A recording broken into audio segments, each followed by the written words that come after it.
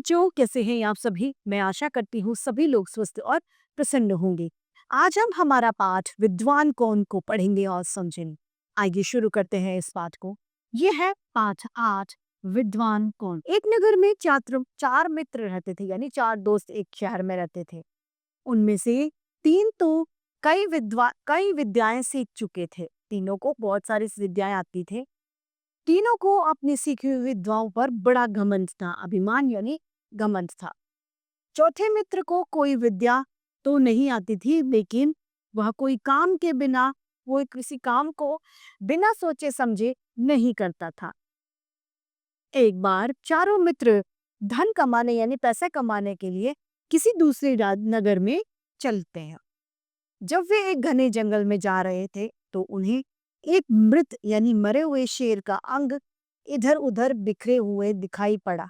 यानी कोई शेर मरा हुआ था जिसके टुकड़े टुकड़े पड़े थे। उनमें से एक मित्र बोला, मित्रों, हमारी सीखी हुई विद्याएं आज काम आएंगी। चलो इस मृत शेर को हम फिर से जीवित यानी जिंदा करके दिखाएं। ऐसी बात है तो मैं शेर की सारी बिखरी हुई हड्डियों को ठीक लगाकर उनका पूरा ढांचा ढांचा यानी शरीर का जो कंकाल होता है वह पूरा ढांचा तैयार कर सकता हूँ। दूसरा इस बात को कहता है। इतना कहकर उसने शेर की सभी हड्डियों को क्रम से लगाकर उसका एक ढांचा तैयार कर दिया। लो, हो गया शेर का ढांचा तैयार। दूसरा कहता है, बहुत खूब, इस ढांचे पर मांस और खाल चढ़ा सकता हूँ मैं। अब देखो, अब दूसरा क्या करता है, उसमें मांस और खाल चढ़ा देता है।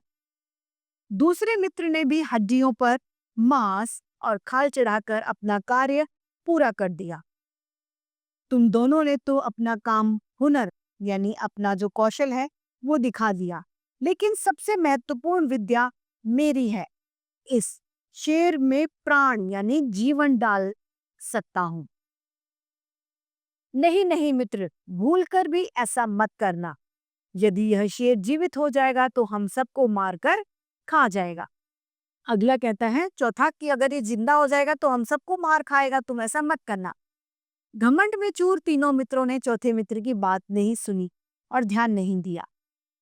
हाँ हाँ, तुम्हें तो कुछ आता नहीं, हमें तो कुछ करने दो, वो कहते हैं।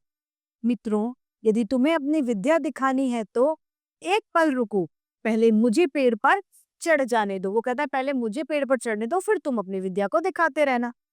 चौथा मित्र पास के ही पेड़ पर चढ़ गया। तीसरे मित्र ने अपनी विद्या से शेर में प्राण डाल दिए, यानी अब उनको जीवित कर दिया। जीवित होते ही शेर तीनों पर झपट पड़ा। वे अपनी जान बचाने के लिए इधर उधर भागे, लेकिन वो शेर से बच नहीं सके। शेर ने उन्हें मार दिया। अब चौथा व्यक्ति कहता है, काश इन तीनों ने मेरा कहा मान लिया होता तो इस प्रकार मौत के मुंह में न जाते, यानी इस तरीके से फिर इनकी मौत यानी मृत्यु नहीं होती। तो इस कहानी से हमें शिक्षा मिलती है, केवल ज्ञान प्राप्त करना ही पर्याप्त नहीं होता है, काफी नहीं होता। उस ज्ञान का सही तरीके से उपयोग करना भी आना चाहिए, अन्यथा हम परेशानी में पड़ जाते हैं। तो इसी के साथ हमारा ये पाठ समाप्त होता है और उम्मीद करती हूँ सभी को ये समझ में आया होगा।